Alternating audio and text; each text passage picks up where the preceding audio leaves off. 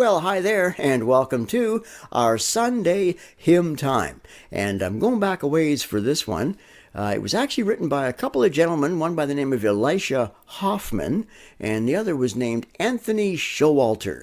And both these men lived from around the mid-1800s and until about the early 1920s. So we're going back a ways with this song. And the song is called Leaning on the Everlasting Arms. And it's based on a scripture verse, and they would have read it from the King James Version of the Bible, from Deuteronomy 33 and verse 27, where it says, "The eternal God is thy refuge, and underneath are the everlasting arms." And this song has brought all kinds of comfort to all kinds of people over the years. Now, it's maybe more of a gospel song as opposed to an actual hymn. But I remember one time, and I can't recall the details, but I was watching TV one time, and there was an old movie on, and the movie was filmed back right around the time of the Second World War. I think it was a Mickey Rooney movie. And there was one scene near the end of the movie. Now, some of you might be old enough to remember a guy by the name of Mitch Miller. He used to have a TV show, and he would they would put the words up on the screen, and you would follow the bouncing ball, right, to sing along with the Mitch Miller singers. Well, in this movie, and near the end of it, like I say, they were all, I think, on a bus. And they all started singing, Leaning on the Everlasting Arms. And then, as they were starting off, and I forget, maybe it was Mickey Rooney, he just looked out to the audience, who would have been there in the movie theater, and just said something like, "Hey, why don't you sing along with us?" And then up came the words, and the bouncing ball, and people sang along in the movie theater. And, well, of course, it was the 1940s. People knew this song. They knew this song. And there in the midst of the Second World War, it brought them hope as they sang it. Now, I'll tell you a little story and share a few verses of hope. And it also comes, now that I think of it, from the Second World War. I'll share that in a moment. But first, realized I hadn't done this song in a while and thought maybe I better do it now. You sing along with me. I haven't got a bouncing ball or anything for you, but feel free, or at least on the chorus. Leaning on the everlasting arms. What a fellowship, what a joy divine, leaning on the everlasting arms. What a blessedness, what a peace is mine, leaning on the everlasting arms. Leaning, safe and secure from all alarms. Leaning on the everlasting arms. Oh, how sweet to walk in this pilgrim way, leaning on the everlasting arms. Oh, how bright the path grows from day to day, leaning on the everlasting arms. Leaning, safe and secure from all alarms. Leaning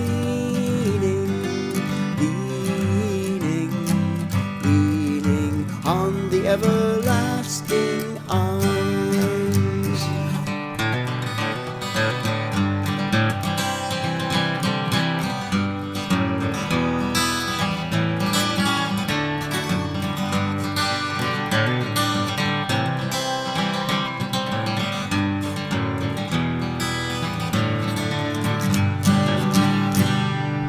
What have I to dread? What have I to fear? Leaning on the everlasting arms. I have blessed peace with My Lord so near, leaning on the everlasting arms, leaning, safe and secure from all alarms, leaning on the everlasting arms. And some of you are maybe doing that part of the chorus. Some people will sing, leaning on Jesus, leaning on Jesus. Yeah, leaning on the everlasting arms. Hey, I mentioned a war story. The movie actor Jimmy Stewart, right? Some of you remember Jimmy Stewart? He went to serve in the Second World War, and when he did, his father gave him a little gift. He gave him a New Testament, and then he wrote him a note, told him how much he loved him, and because you never know, he was off to war. But he told his son to consider reading Psalm 91. He said, Jim, it's brought me a lot of comfort in my life, and I pray it will bring you comfort and protection as well.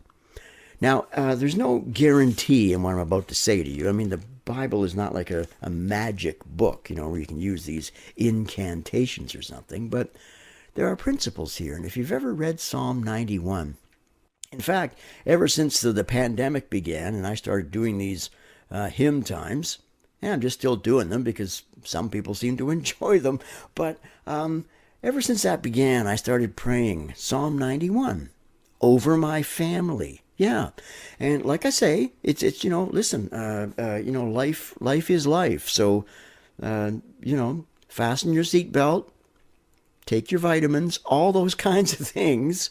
But there is something to be said about those who make the Lord their refuge. In fact, it says in Psalm 91, verse 9, it says, if you say the Lord is my refuge, and you make the Most High your dwelling, no harm will overtake you. Now, it doesn't say you're never going to have harm, but it won't overtake you. You'll find a way to carry on through it. No disaster will come near your tent. For he will command his angels concerning you, to guard you in all your ways. They will lift you up in their hands, so that you will not strike your foot against a stone. Now, someone might be thinking to themselves, hey, wait a minute. Didn't Satan use those words when he was tempting the Lord in the wilderness? And yes, Satan tried to tempt the Lord with this. He basically said to him, hey, listen, throw yourself down. After all, God says he'll guard you in all your ways. Angels will come and lift you up in their hands, lest you strike your foot against a stone. And then Jesus said, Satan, it's also written, don't put the Lord your God to the test. So again, even Jesus wouldn't want us to use these words as some kind of magic incantation. But the principle's there. And you'll not fear the terror of night, nor the arrow that flies by day, nor the pestilence that stalks in the darkness, nor the plague that destroys at midday. Those, well, as it says in the very beginning, Psalm 91, whoever dwells in the shelter of the Most High will rest in the shadow of the Almighty. Hey, come what may in life, when you make the Lord your refuge, when you dwell in his shelter, you can rest.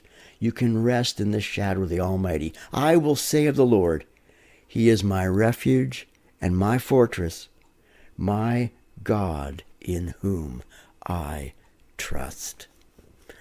Like I say, maybe you want to do like me, just take these words from Psalm 91, use them as a basis of a prayer. Maybe you know somebody going through some difficult times right now. Hey, everybody wants to, pray for safety for their kids, for their loved ones. Why not? Why not? Psalm 91. And come what may in this life, make sure you're leaning on the everlasting arms, because they're there. They're underneath, and they will hold you up in whatever storms of life come your way. Hey, may God bless you, and thanks for singing along with me, leaning on the everlasting arms.